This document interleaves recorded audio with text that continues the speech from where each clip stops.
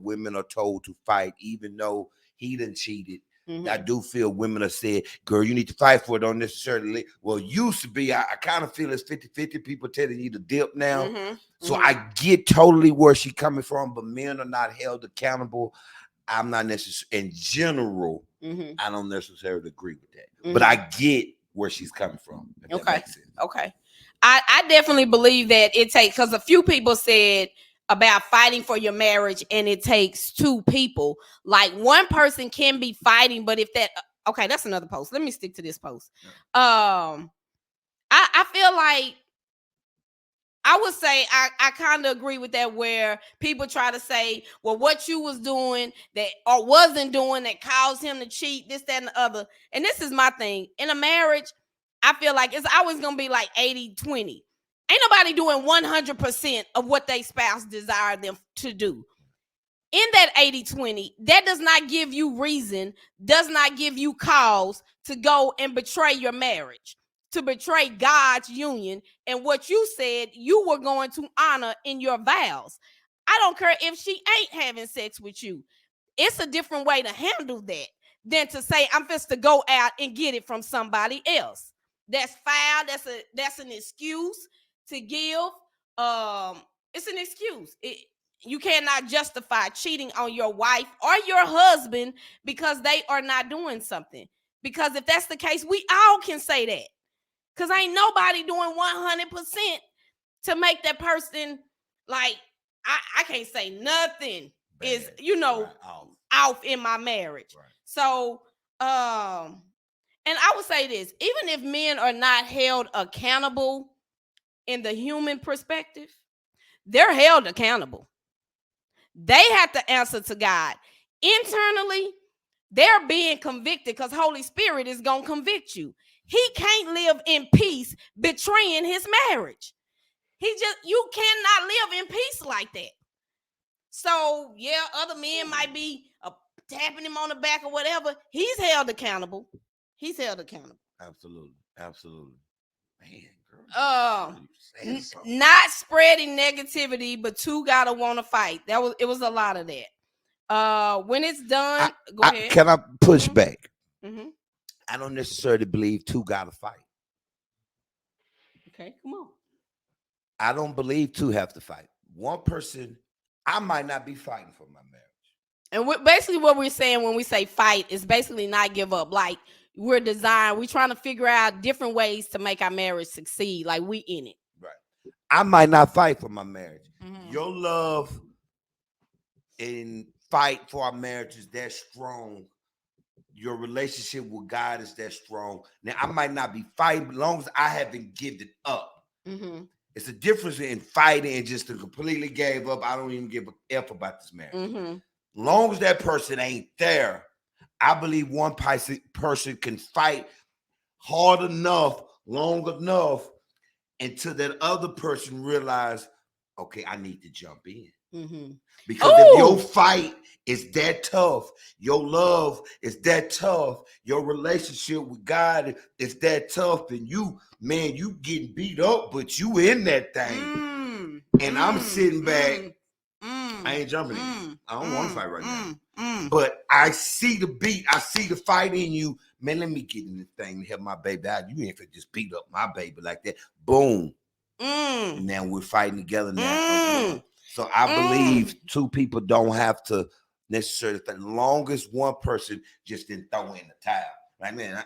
Now, once one person throw in the towel and give up, now that's something different.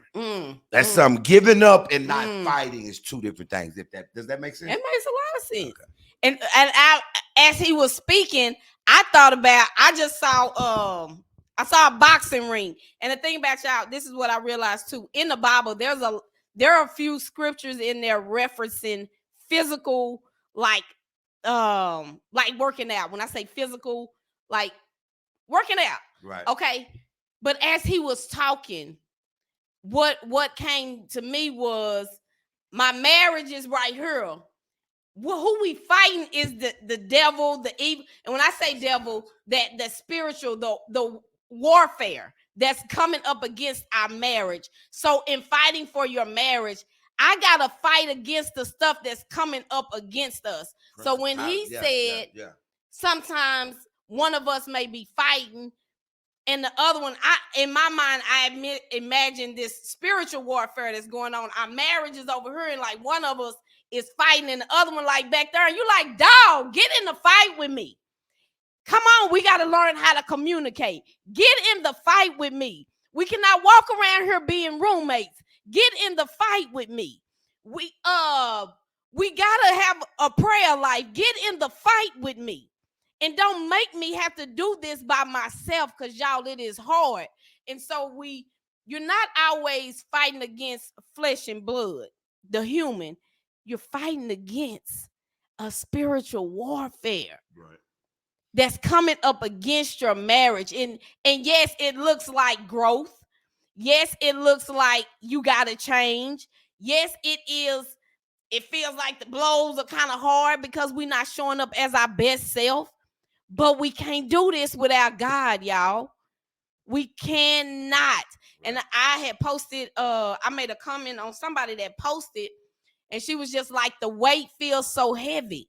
So this is a message for anybody out there that has their spouse fighting in their marriage by themselves. Understand this. If you're in the gym, what's the thing when you do the chest? That's the barbell. Bench press. What's the bar? Barbell. Okay, I said it right.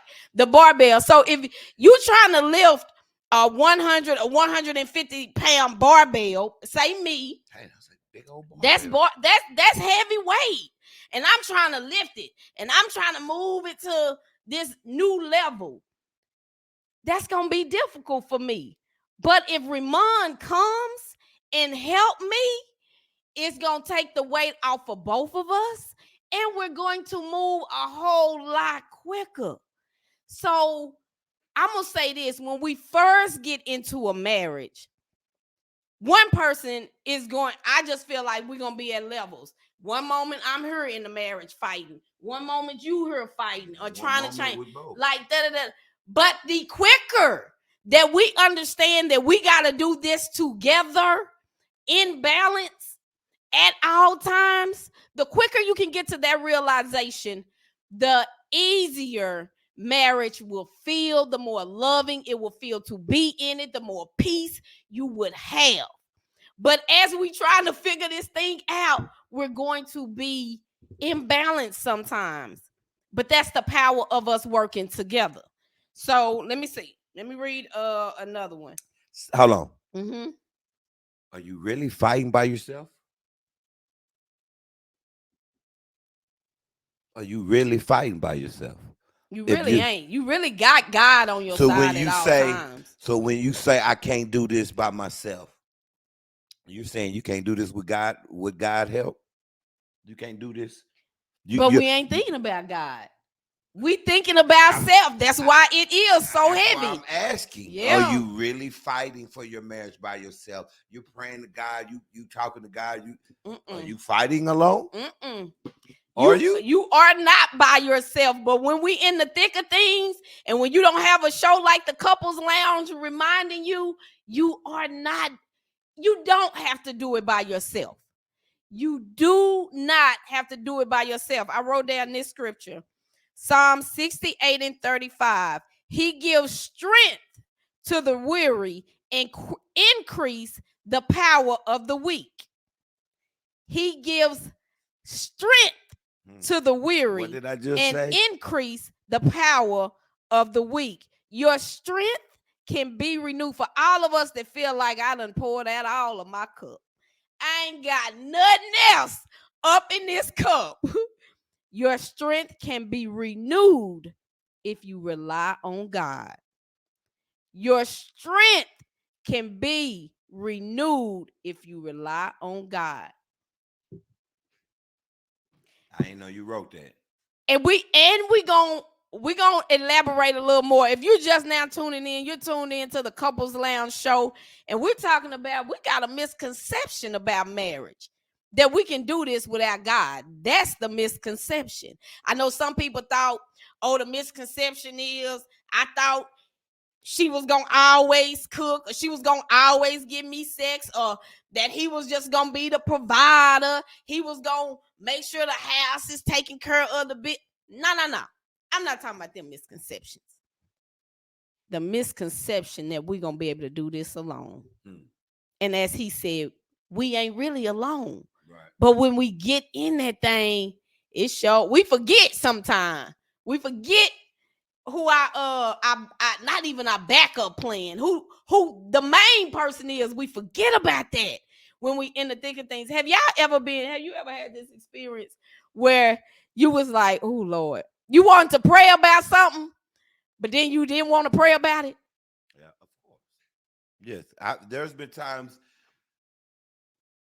Man, I ain't gonna even say it. You wanted to act the fool, but you knew you really need to pray right now. But I ain't finna pray because I want to act like this, so I ain't gonna pray about it. I'm the only person that's been this childish and this naive, or not even gonna say naive, just crazy.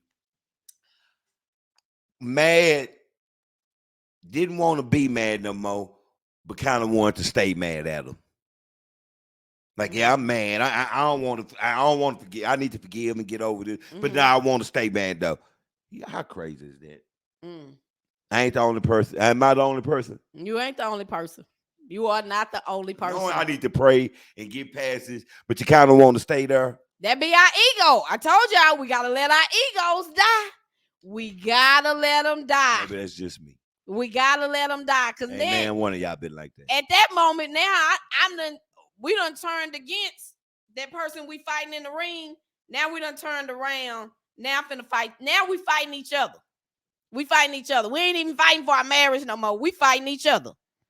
Okay.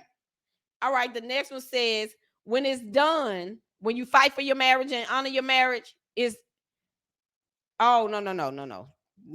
Wait a minute. Let me back that up. That's not what they saying. I was about to misread that. When it is done, it's done. People outgrow each other for the best. Damn that wanting until the kids turn 18.